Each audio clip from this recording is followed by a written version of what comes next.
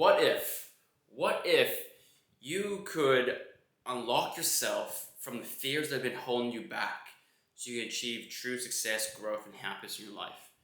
How many of you would love to understand where the fears are coming from so we can remove ourselves from the fear and no longer be suppressed by them, and so we can achieve our true potential? How many of you would be excited about that? Now, I want to acknowledge you guys for a second. Thank you for jumping this YouTube video and jumping into this call because people like you are action takers. People like you actually want to grow, develop, and invest themselves, their time and money into things like these YouTube videos and your time into it, so you can develop and become the best version of yourself, and you can better help your son or daughter also grow into the best version of themselves as well. Okay? So I want to thank you parents for jumping into this, and thank you to any athletes who are also watching this as well. Now, for us, I want to tell you a bit more about what we're talking about today. So we're talking about fears. We're talking about understanding about where fears are coming from and how we can actually unlock ourselves so we can achieve true potential and achieve true happiness in life without being suppressed. Because human beings, we're being suppressed by negative beliefs, negative self-images, and fears that are holding us back. Now, we need to understand where fears are coming from. Okay, so I'm going to tell you a bit of a story. Actually, not a story. Experiment that was held, I don't know what year ago it was, a very, very long time ago. Back when animal cruelty wasn't a thing. Okay? So, for us, there was a research study done on monkeys a very, very long time ago. Now, these studies, what the purpose was is to figure out a bit more about fears and behavior around punishment and consequences. Okay? So what ended up happening was they had a cage. They had a big cage. Right? They had a big cage of monkeys, right? They had a bunch of monkeys in there, right? The monkeys were like, I don't know what this is and what's going on, dude, what's going on? No idea, right? And what they did is the researchers and the scientists, they put a ladder. They put a ladder in the middle of the cage. In the very top of the ladder, there were some bananas, right?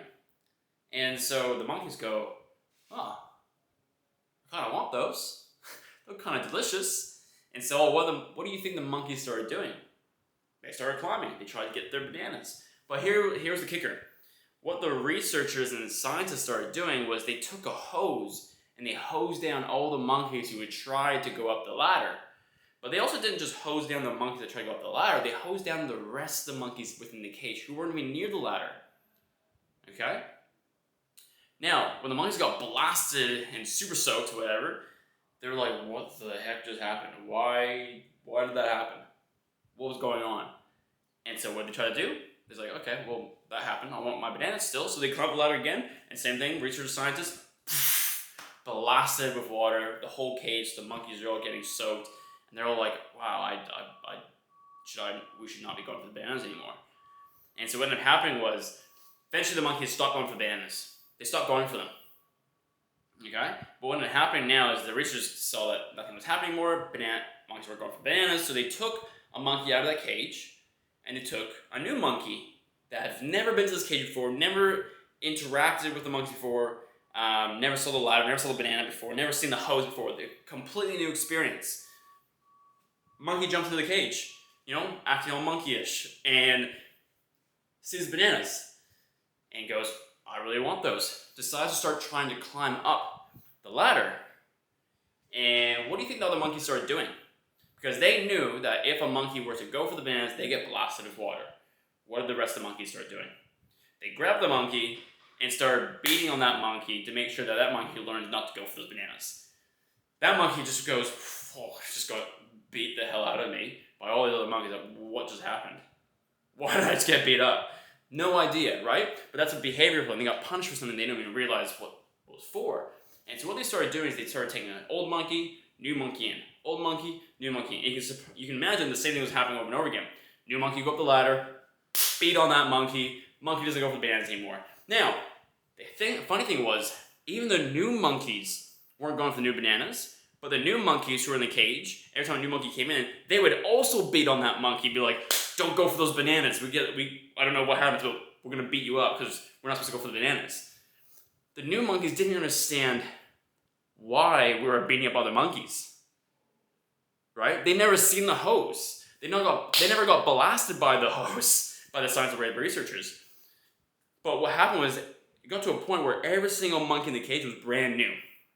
None of those monkeys have ever seen the hose, never got super soaked, never got blasted or anything, and yet, every time a new monkey comes in, they beat the hell out of that monkey so they can't get the bananas. Why am I telling you this story? I'm telling you this story because we are impacted by the environment culture that we're in. Okay? Now, I'm going to bring some history here. And these are facts, these are not my opinion. Australia used to be an island of convicts. Alright? It used to be a prison. Now, what happened was, prisoners would come to Australia, they'd be chained up ankle by ankle. They'd be chained up ankle by ankle. And what happened was, every time one of the prisoners in that line who were chained up stepped out of line, what ended up happening? The prison guards would beat up everyone who was part of that line connected together. Beat them all up. So, same concept happened here. All the prisoners all together said, no, don't stand out of line. Don't get out of line. Don't stand out. Stay back here with us. Make sure you're in line. Make sure we're all together so we don't get hurt. Right? Now, that same type of mindset and fear and belief is still lingering in the minds of Australians today. And you go, well, how's that possible? I've never seen the chains. I've never been to jail. I've never been a convict. I'm a few generations away from that. You're right. But same thing with the monkeys. Hey, same things with the monkeys. Those same beliefs, even though they don't know why they're fearful of certain things, they still are. Have you ever heard of tall poppy syndrome? Tall poppy syndrome is where we try to hold other people back because we don't want them standing out. A few reasons. Because if they stand out, we feel like we're in danger. Subconsciously, because of the past generations of being convicts. As well, as if someone else stands out, it means we're less of ourselves. We hold other people back. We cut them down because we don't want them to stand out. But action takers, leaders, and people who actually want to make massive impact in this world and be the best version of themselves, they're not doing that. They actually want other people to win. But this goes back down to generational fears, generational beliefs. All right? Generational beliefs get passed down like a baton to the next person over and over again through generations. Now, the fears slowly start to dilute, but they're still there. Okay? Now, have you seen the videos of cats? Regular house cats. They get freaked the hell out when they see a cucumber or a pickle or whatever. Have we ever asked ourselves why they're actually scared? If you haven't seen the YouTube video, go watch cats being scared of cucumbers. It's a thing. But have you ever asked ourselves, why are they so scared of cucumbers? Well, they kind of resemble a snake. Cylinder type body, green, looks kind of like a snake. Generational of cats. Cats back in the wild used to be attacked by snakes, used to think it was dangerous. So, what did the Alchemax start thinking? Well, anything that's green, cylinder type shape, probably dangerous. We'll pass it down to our next generation so they don't get attacked by snakes. Now, why? Fears are actually genetic, and we understand why that's a thing. Why are cats scared of cucumbers? Because they're being passed down by their ancestors that snakes are dangerous. Okay? Now, genetic fears are a thing. Why do you think babies are so scared of loud noises? They haven't been taught there's no danger of loud noises, is there, in this world currently? Right? If someone screams, they're probably going to be fine in the house. If there's someone just laughing really loudly, they think, oh, someone's trouble, it's scary, let me cry. Why are they scared of that? Because our ancestors back in the day, anything loud was considered dangerous. Because predators who had a big roar or a big loud noise, something was probably bad to happen. Okay? Same thing, generational fears. Why do we have generational fears? Because it keeps our bloodline safe. For example, if I have a fear of heights because I don't want to fall, right? I'm scared of heights. I'm not, but let's use this example. If I'm scared of heights because there's danger there, so maybe as a kid I fell down the stairs or I fell off a ladder or something and I hurt myself, and now I'm scared of heights. Well, wouldn't I not want people around me to have that same fear so that way they don't hurt themselves the same way I did? So say I have a kid, even though I haven't told them you should be scared of heights, they're just automatically scared of heights now because they know in its genetic code that if I am high up in the air, I could be in danger, right? That's passed down the bloodline. because it's trying to keep your bloodline safe. Or if your bloodline's safe, your genetics, humans want their bloodline to continue. Right? That's every species in this world wants the bloodline to continue. That's just a genetic thing. That's automated. That's not a thing we have control over. Okay, now we go back to the convict side of things, right? Tall poppy syndrome. People are trying to hold you back because they're fearful of the punishment that can be involved if you stand out. Same with the monkeys, right? But let's imagine yourselves here. Let's imagine you're in a new cage. Imagine you're a monkey and you're in a new cage and there's just amazing amount of bananas around. You would be in heaven. But what if you were the monkey from the old cage that got beat the hell out of because you went with the bananas? Now you're in a cage with all these bananas around. Now you're freaking the hell out because you're surrounded by bananas, because that means dangerous. You might get beat the hell out of or blasted with a hose. But you see all these other monkeys around. They're eating all the bananas they want. You're like, what's going on here? This is a bit weird. So what do? You go, oh, let's go see if I can find a banana here. Oh, got a banana. And you start eating it. Nothing happened. I'm fine. You go get another banana. I'm fine again. And that you just keep doing that over and over again because the type of environment you're in. The environment you're in, whether it gets punished or rewarded, you remember that your behavior changes. Okay? Now, what happens is in Australia now, there's still tall poppy syndrome. It's not as bad, but it's still there. Right? When you stand out, you get made fun of, you get ridiculed, you tried to get pulled down, you get criticized. Things still happen. But you don't understand that. Do you want to be part of that generational fear and those beliefs? No. So we have to be able to willing to have courage and step through those fears of standing out and being ridiculed, because that's just how it is right now, right? If you want to be successful in this life, especially in Australia, you have to be willing to go through all the criticism, the ridicule, and the fear of judgment, because those things aren't going to kill you. Nothing to actually be afraid of. But people are afraid that if you stand out, something bad's going to happen to them, right? Because they might feel a bit more inadequate or a bit more insecure, okay? Now, this brings me to my next thing. If I can find it. This one? I think it's this one. Yeah, it's this one. Alright. Cool. Now, I hope it's okay. I want to go over this with you. This is a better understanding of how this all ties together and why I'm going to explain this, okay? Now, what we just talked about was environment. How an environment rewards you and the culture that's created. If we're surrounded by complacency, we're surrounded by comfort and not going after what you want, you're probably going to do the same thing.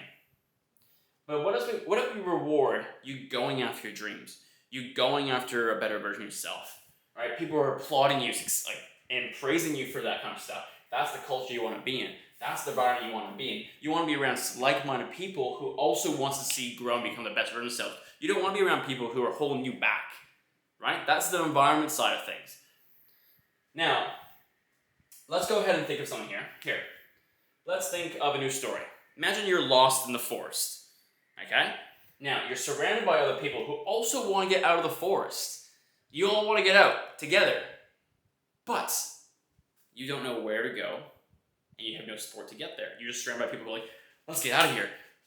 Where do we go? Like, environment itself is not going to be the best way out. Because even if you want to achieve your dreams and goals and things in your life, but you don't know how to get there, it's useless. So what do we need? Well, we first need a map and a compass, do we not, if we're lost in a forest? And that's where the mindset stuff comes involved, right? Because if we're surrounded by people who are like-minded, but we also have access and resources to things that's going to help us get to where we're going to get to. So imagine you're lost in a forest, you have a map, you have a compass, you're surrounded by people who also want to get out. Now you're a bit of a team. Cool. Okay. We have a better chance of getting out now. But we don't know the fastest way to get out of here.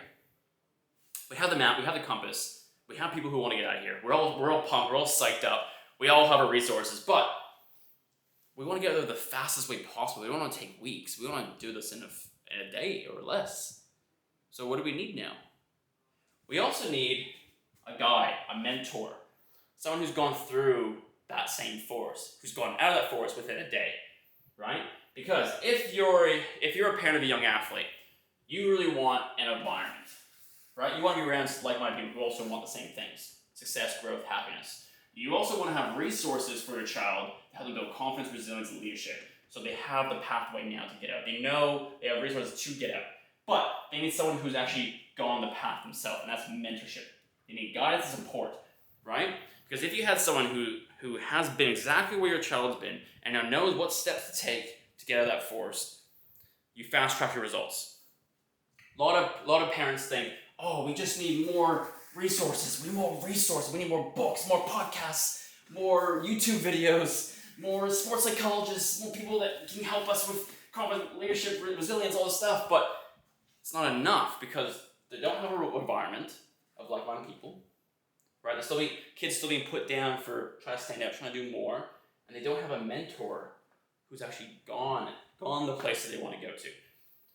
But you need all of these, because if you just have environment, you're just around like-minded people, but you don't know where you're going. If you just have resources, well, how are you going to be accountable and how are you going to have actual guidance to get there faster? But if you just had mentorship, but the mentor didn't understand mindset or environment, well, then you have someone who understands how to get somewhere but doesn't know how to teach it, doesn't know how to actually keep you accountable and get you there faster, all right?